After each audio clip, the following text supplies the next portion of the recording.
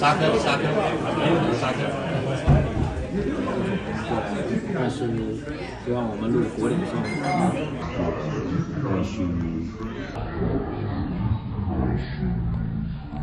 但是希望我们录国领上。That was Donald Trump golfing in Scotland and getting caught cheating, which is a recurring theme for this president.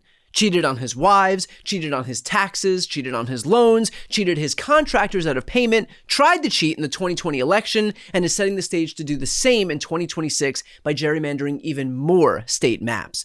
And so it should come as no surprise that being a scam artist is so deeply embedded, so deeply ingrained in who he is that he can't get through a single fucking game of golf without cheating.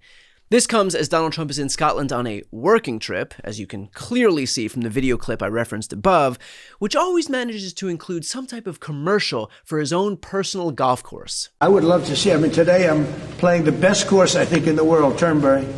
Even though I own it, it's probably the best course in the world, right? And I look over the horizon and I see 9 windmills. It's like right at the end of the 18th. I said, isn't that a shame? What a shame. You have the same thing all over Europe in particular. You have windmills all over the place. Some of the countries prohibit it, but people ought to know that these windmills are very destructive. They're environmentally unsound, just the exact opposite. Because the environmentalists, they're not really environmentalists, they're political hacks. And if you're wondering why he's complaining about windmills, that's easy. It's because more than a decade ago, the Scottish government granted permission for a wind farm to be built off the coast that would be visible from Donald Trump's golf course. He sued to prevent it from happening, he lost in court, and 11 wind turbines were erected off the coast. The turbines are still there, visible from his property to this day, serving as a constant reminder of his failed fight against renewable energy in Scotland. And because he is a small, petty man who can't drop a grudge for his life, here he is more than a decade later, bitching and moaning about it while an exhausted crowd and exhausted world leaders sit by and judge.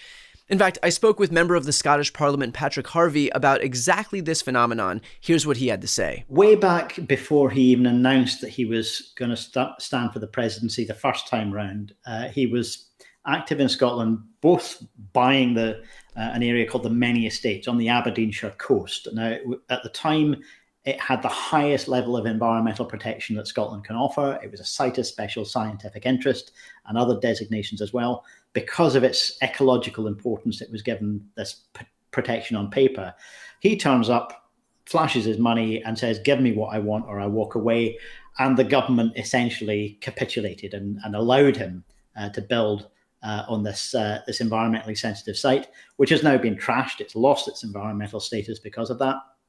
And this asset, the Many Estate, the Trump golf resort there, was one of the assets whose inflated value was cited in the court action against him on fraud charges.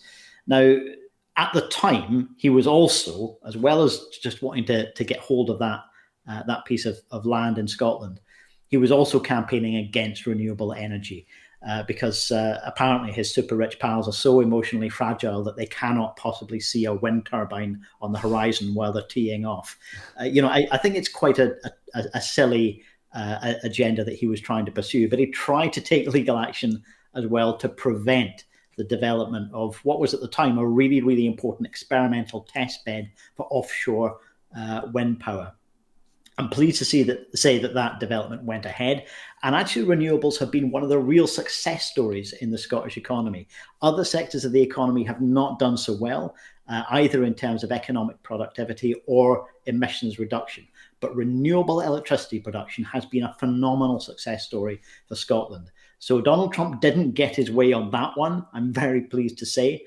Even though he did manage to get his way on the golf course and to trash an environmentally important site. But it does show that you don't have to capitulate to these people. You don't have to give them what they want. And sometimes the one thing a bully really needs is to be stood up to. So are you really surprised that Trump's personal grievances are the topic of this press conference? Truly shocking that a man who thinks only about himself continues to think only about himself. And by the way, if you'd like to watch that interview with member of the Scottish Parliament, Patrick Harvey, please subscribe to this channel and hit the notification bell because that interview will be out today and he pulls no punches against the American president who is right now in his country. In fact, it's not just Harvey who's less than thrilled with Trump's arrival. Here was the reception that Trump got when he arrived in Scotland in Edinburgh.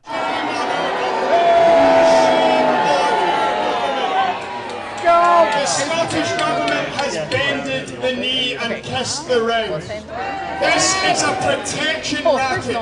Donald Trump is a crook in charge of a criminal empire. He has come to Scotland and shaken down our government. It's like giving the school bully your lunch money. They will just keep coming back for more. Although, frankly, that was a cakewalk compared to the reporter who managed to find Trump on the golf course and posed the one question that Donald Trump was trying to avoid. Are you enjoying the Scottish hospitality? There were Sky News questions, sure. Mr. Trump, can you escape the Jeffrey Epstein crisis? Maybe that's why we heard this. What's that song? I don't know, it's very famous though. It's from a musical. Yeah. Memories. Music boomed out from the convoy of golf carts, drowning out the surrounding sound. I mean, this guy flew 3,500 miles away from home because for the last 3 weeks, he has been dogged, plagued by the Epstein scandal. A scandal of his own making, by the way. And his solution here was to seek refuge in a faraway land, waste some taxpayer dollars flying him and his team to his own golf course so that we can pay for him to funnel money to his personal business. And yet, even there, in his little safe space, he is dogged with the only question that he was trying to avoid. But hey, you know what? That's a good lesson in not fraternizing with a pedophile. Just a general rule of thumb for life. In fact, Trump was confronted on exactly that topic. Mr. President, was part of the rush to get this deal done to knock the Jeffrey Epstein story out? Oh, you got to be kidding with that. No, had nothing to do with it. Only you would think that. That had nothing to do with it. Only you would think that. Right. Trump can't avoid a single question on Epstein for 3 straight weeks in the US, and then suddenly he's on a plane to Europe. But sure, he wasn't running away from anything. Got it. In fact, Trump's protests there do sound an awful lot like his protests here. Your memo and release yesterday on Jeffrey Epstein, it left some lingering mysteries. One of the biggest ones is whether he ever worked for an American or foreign intelligence agency. The former Labor Secretary, who was Miami U.S. Attorney Alex Acosta, he allegedly said that he did work for an intelligence agency. So could you resolve whether or not he did? And also, could you say why there was a minute missing from the jailhouse tape on the night of the staff? Yeah, sure. If Hey, Pam, did I just interrupt for 1 second? Are you still talking about Jeffrey Epstein? This guy's been talked about for years. You're asking, we have Texas, we have this, we have all of the things. And are people still talking about this guy, this creep? That is unbelievable.